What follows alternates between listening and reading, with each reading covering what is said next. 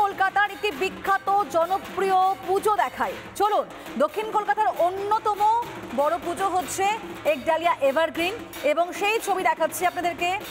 Ekdalia evergreen পুজোর হচ্ছে ৮১তম বর্ষ, নবমী আজ। আর নবমীর সকালেও কিন্তু দেখা যাচ্ছে মণ্ডপে দর্শনার্থীদের ঢল। প্রতিমার সাজ একেবারে কিন্তু সম্পূর্ণভাবে সাবেকিয়ানার। সৈকত রয়েছেন এই মুহূর্তে আমাদের সঙ্গে একডালিয়া থেকে, সেখানকার ছবিটা দেখবো সৈকতের মাধ্যমে। সৈকত, প্রথমে তোমাকে মহানবমীর অনেক অনেক শুভেচ্ছা জানাই। কি দেখছো এই মুহূর্তে, কি ছবি? মণ্ডপে কি এখন সকাল থেকেই চলে আসছেন দর্শনার্থীরা? মানে প্যানেল হপিং কি শুরু হয়ে গিয়েছে সকাল সকালই?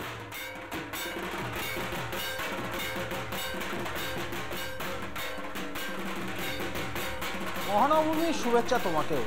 একদমই মহানবমী, যেহেতু আগামীকাল বিজয়া দশমী, অর্থাৎ মন খারাপের মাঝেই মাকে বিদায় দেওয়ার পালা, সেই জন্য মহানবমীর সকাল থেকেই এই দক্ষিণ কলকাতার অন্যতম গুরুত্বপূর্ণ, শুধু নয় অন্যতম বড় পুজো একডালিয়া এভারগ্রিন, সেই পুজো প্যান্ডেলের চিত্রটা আমি দেখাবো।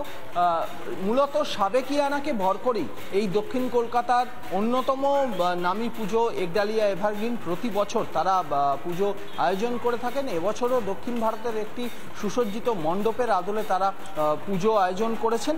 প্রতিমা থেকে শুরু করে মণ্ডপ দুটোতেই সাবেকিয়ানার ছোঁয়া, এবং নবমীর সকাল থেকেই এখন ঠিক ৮টা ১০ বাজে, এর মধ্যেই কিন্তু এই মণ্ডপের ভিতরে সাধারণ মানুষের ভিড়।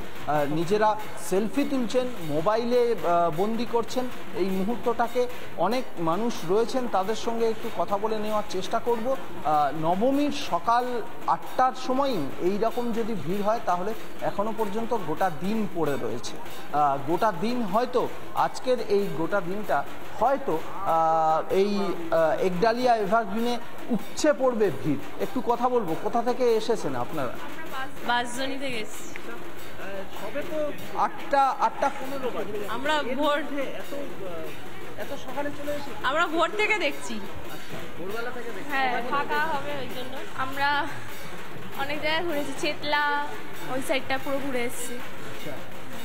মানে দক্ষিণ কলকাতা ঘুরেছেন, উত্তর কলকাতা ওটা যাওয়া হয়নি এখনো। উত্তর কলকাতা এখনো যান না। যাবেন না? হ্যাঁ, যাবো। আজকে রাতে বেরোনোর কথা আছে।